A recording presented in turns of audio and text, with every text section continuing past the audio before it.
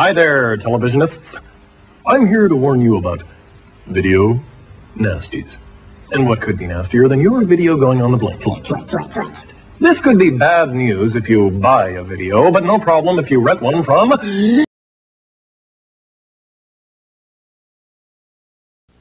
Listen to Remco's Baby Laugh a Lot.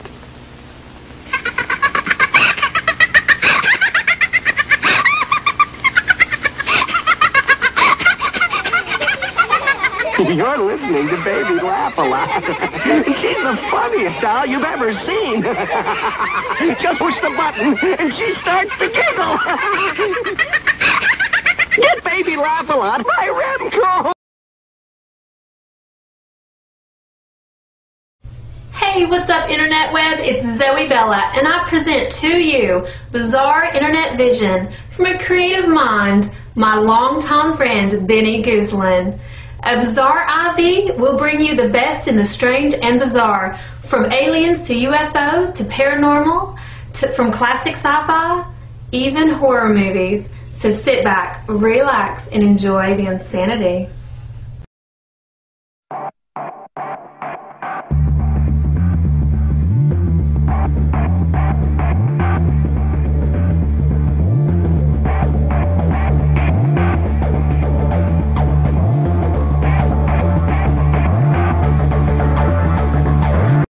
Welcome once again, ladies and gentlemen, boys and girls, to the Dr. Ruehl Show. I'm your host, Dr. Franklin Ruehl, and today we're going to show you scenes from the 1957 classic, The Abominable Snowman, with footage assembled by noted videographer Benny Guzlin.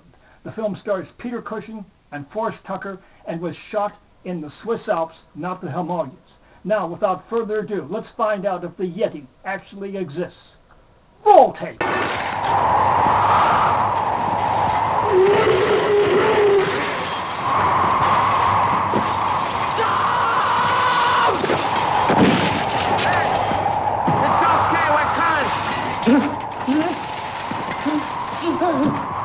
Stop!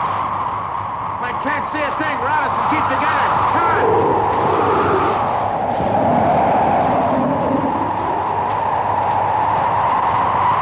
There it is. Rip to pieces.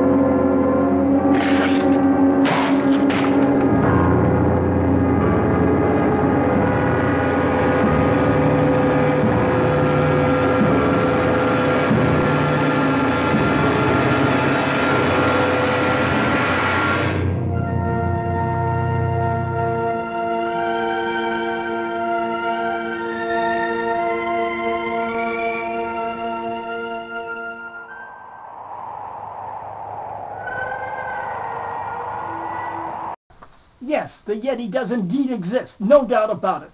Now, superb film. My only objection was that at the end we did not see the full face of the Yeti. We only saw that in shadow, and we sci-fi and horror buffs want to see the creatures throughout the film and their entire faces. And considering that this was Hammer, which did such an excellent job in films involving Frankenstein, the Wolfman, and the Mummy, we should have seen that full face. But other than that, the film was superb. So on my rule scale, where first magnitude is best, 10th magnitude worst, The Abominable Snowman from 1957 garners a 2nd magnitude rating, and I highly commend it. By the way, Forrest Tucker was added to the cast of this English film so they could market in the States. Now, a trivia question regarding Bigfoot. Let me extricate it here from its paper prison. The question: what is the Bigfoot called down under in Australia? Multiple choice, inverse alphabetical order. Is that the Yowie, the Yeren, the Magoi, or the Almasti? Now the prize, the only prize for the correct answer, 1 pat on the back that you'll have to administer to yourself. Now, do I believe that the Bigfoot exists? I do indeed. Back in 2005 for the TV show A Current Affair, I flew up to northern Manitoba to hunt for Bigfoot. This was based on a videotape taken by a bargeman of a Bigfoot apparently coming out of hibernation. And I should say to start with, in flying from Winnipeg up to Norway House, the Indian village, I was most impressed with the forestation on the left, the right, northwest, east, south. You could have had 100 Bigfoot creatures easily hidden within and surviving. And then when we tried to track it, we found that the brush was almost impossible to tread through. Now, the Bigfoot has adapted to this, but those pursuing him would have difficulty finding and capturing him. Now, skeptics ask, if the Bigfoot exists, why has not a cadaver been found? Well, I point out that we walk down the street every day and we don't see dead birds or dead raccoons or squirrels, and we do know they die. There's a recent study done showing how long it takes a dead deer to deteriorate in the wild. It was only 7 days with predation by both large and small creatures, with actually maggots having an influence on devouring the last remains of that creature. So the same could happen with a Bigfoot entity, and if it is an intelligent creature, it might actually carry off its dead and bury them.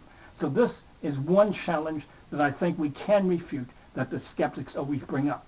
And by the way, up there in Manitoba, people are bringing us all sorts of digital footage of possible Bigfoots and their footprints. People were calling me from all over the country saying that they had seen Bigfoot possibly coming out of hibernation, and one team even brought us a huge box with a Bigfoot footprint in the box. We couldn't fly it home, but I was most impressed with the response.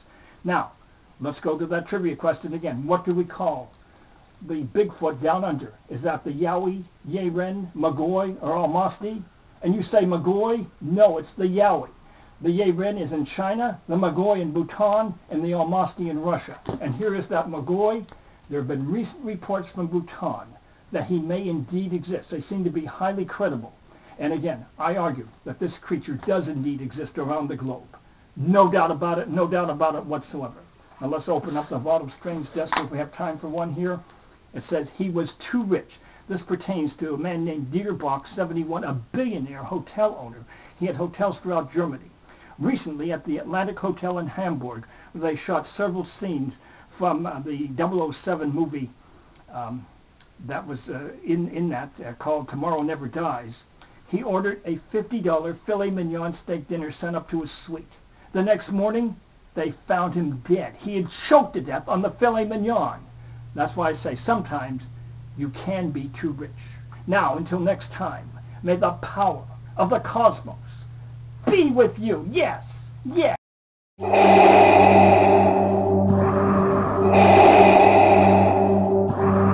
Give yourself